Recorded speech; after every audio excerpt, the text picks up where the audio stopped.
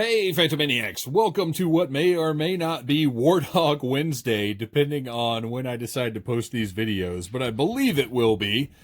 Today, we are looking at Bebop, and I'm a little off here because this thing is so freaking heavy. I cannot believe how heavy this box is. I know that Super 7 has made the Bebop figure larger in proportion to the rest of the figures than he was in the original Ninja Turtles line. But you guys, this is a heavy boy. I can't wait to open it up and check him out. But first, we gotta look at the packaging. Of course, we have the beautiful glossy embossed manhole cover with Bebop's ugly mug and his drill bits on either side. A little Bebop right there.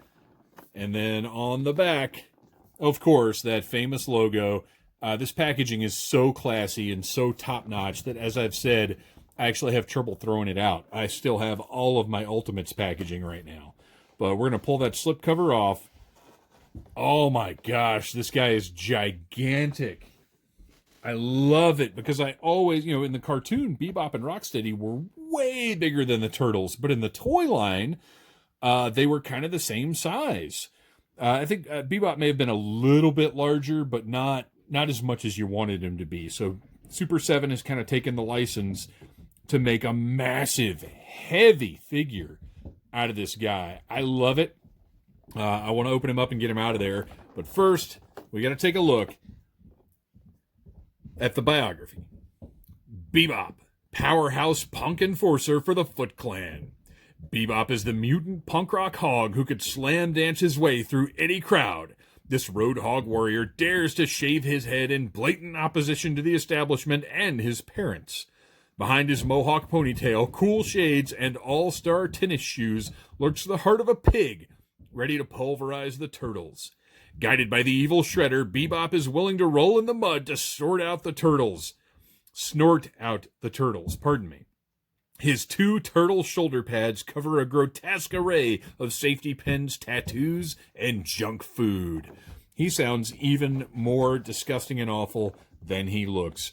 So let's open him up with our trusty 1964 box cutter. Slice right through that circular piece of adhesive tape and get him on out of that box. I'm so excited about this guy. He is not even my top pick of this wave, which we will get to tomorrow for the final review of this series. But he's so heavy, you guys. I cannot get over it. All right, we got to get him out of here.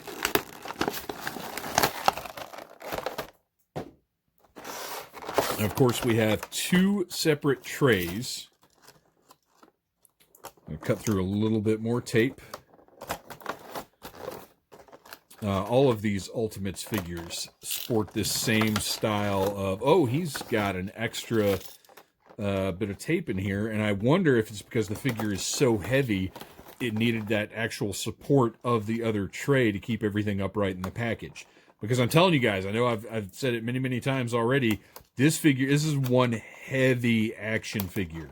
This is heavier than Juggernaut from Marvel Legends. It's heavier. He's a big boy. All right, we've got right there a couple of extra hands and the sprue with his weapons attached to it. And on the back, you can see he has got a lot of extra wiring over the other figures in this series. So we're going to take our Dollar Tree fingernail clippers, go to Dollar Tree, pay $1 to have handy fingernail clippers at your toy opening station. What is going on? Why is this stuck? Oh, weird. There are like 2 little twisty parts in that one for some reason. All right, yes, this one's the same way. So let's flip this over and cut the other side. But I just find it much easier to just snip through these rather than trying to actually untwist them.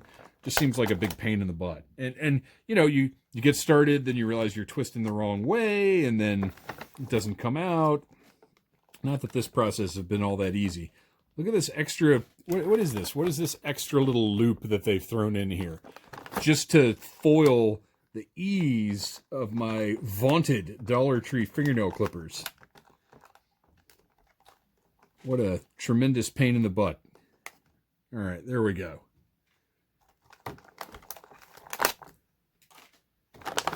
So heavy. Boy, he's stuck in there pretty well too, though. He's got a little protective piece on his snout to keep the paint from rubbing off on the packaging. Very much appreciate that. Oh my gosh, this guy. Woo! I have minor, it seems like this is a theme of this wave for me personally. I seem to have some sort of quibbles with every release so far. Some of them quality problems, some of them just little things that maybe I would have done differently. Overall, still love them. But there seems to be a little something, another piece of plastic on that snout, so that's great. But there does seem to be a little something about every figure that's just not quite on point for me. And with Bebop, before we even get to the figure, I'm just going to point it out. I feel like his accessories should have been scaled up a little bit. It looks great, but this is like about the same size as the original Bebop's drill gun, which was very large for the figure, if I'm remembering correctly. I feel like they should have scaled this up some more. And I feel like the garbage can lid absolutely should have been scaled up some more. But man, look how nice it looks. Look at the metallic plastic that it's molded in. The rivets painted right here. It looks fantastic. All the damage around the edges. Really, really wonderful. And you know what? Maybe it's not, because the figure is so much larger. Maybe that's about the right size for a garbage can lid. And then he's got his awesome looking knife.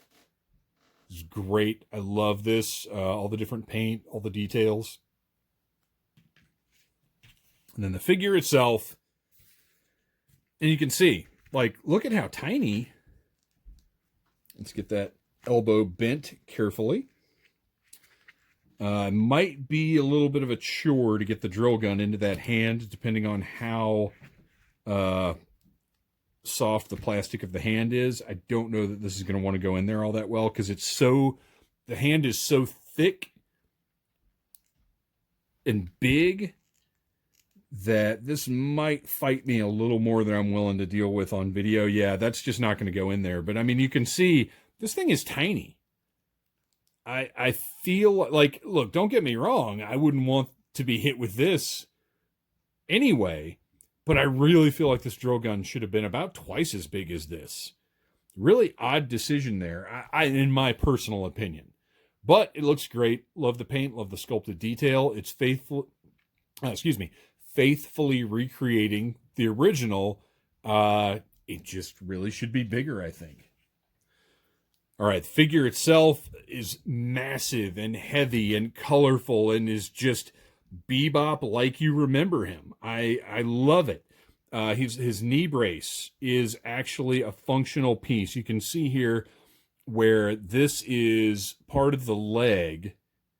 It's molded on, but these pieces, and I'm going to be really careful with this because I don't totally trust it to do exactly what it's supposed to do, because you can see these are actually hinged right here. So they, in theory, should bend. Look at that. Perfect. 100%. I was ready for these to be stuck and just to explode off of the figure. But works perfectly. Love that detail, because you can see that's actually a separate piece. If you can see right back there, this is not a molded, like these are molded parts of the leg, but these aren't stuck to the leg. Like this is actually out. There's space right there. I think that's phenomenal. All of the stitching on his pants is painted. Looks really, really good. He's got his definitely not Chuck Taylors on, because we can't be infringing copyright there. That tail is only a swivel. It's not a ball joint, but that's okay. He's got great functional ankles that meld in. Oops, sorry, got a little out of the angle there. Bend really nicely and blend with the shoe really nicely. They do not, however, have that that pin right here that most figures have now. And I assume that's because of stability, which is fine. The bottom, you can see the sculpted detail of the treads. Those dead turtles, those gruesome dead turtles on his shoulders, with the little skeletal parts right there. Lots of detail in the turtle shells. Just looks really nice. They've done a fantastic job on this. He's got his punk rock vest on with some various pins, sort of generic evil looking stuff. Love the painted zipper. Love the sculpted fringe here from where the collar and the sleeves were cut away. And on the back, we've got that weird face that was on the original. I don't even know what that's supposed to be. It kind of looks like Man-Thing. And he's got his chain belt. And I am glad that these pieces are sculpted parts of the toy and not separate pieces that move around. I would rather them just be sculpted on. I think they look great as they are. I don't need them to be additional pieces that move around and are honestly something that you worry about breaking off when you're posing the figure. Got nice shoulder joints. There's no bicep swivel, but I'm okay with that. What we do have is the swivel right there at the elbow. So that's really nice. And this head, I'm trying to remember. I feel like this head looks like the original toy head, right? It had that pink snout, didn't it? Oh gosh, look how good that tooth looks. Okay, so we've got the hoop through his nose, and again, I do not need this to be a separate piece. I like that it's sculpted part of the head.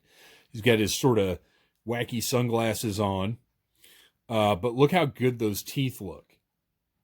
Like sticking out of the sides like that. Really, really nice. He's got a lip piercing back here. Honestly, don't know if that was on the original figure or not, and if it was, I bet it wasn't painted.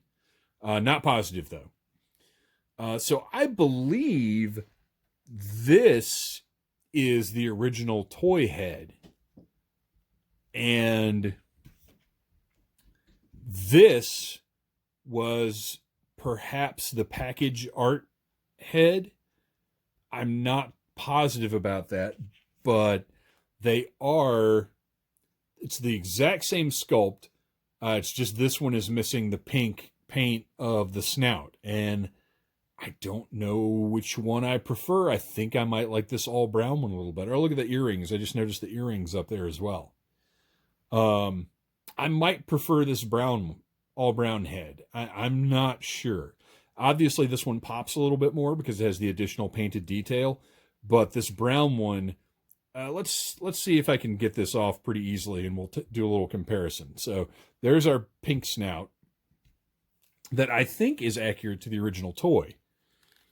Let's see. Oh, wow. Look at the range on this guy. I wasn't expecting that. Fantastic range of movement on that head. Really, really nice. All right.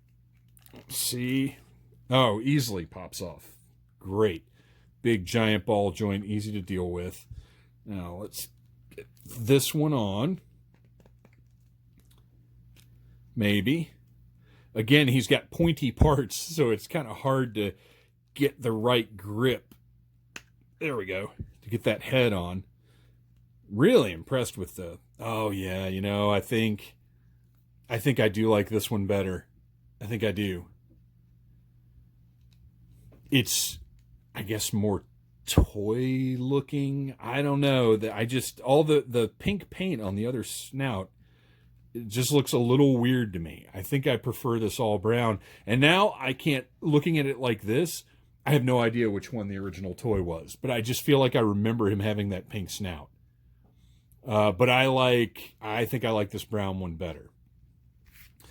So there you go. There's, I'm not going to get that trash can lid in his hand either. So wonder if I can get the knife in. Maybe I can sort of slide that. No, that's not going to happen. So I'm going to have to heat those fists up to get any of the accessories in them. But that's okay because this guy is giant.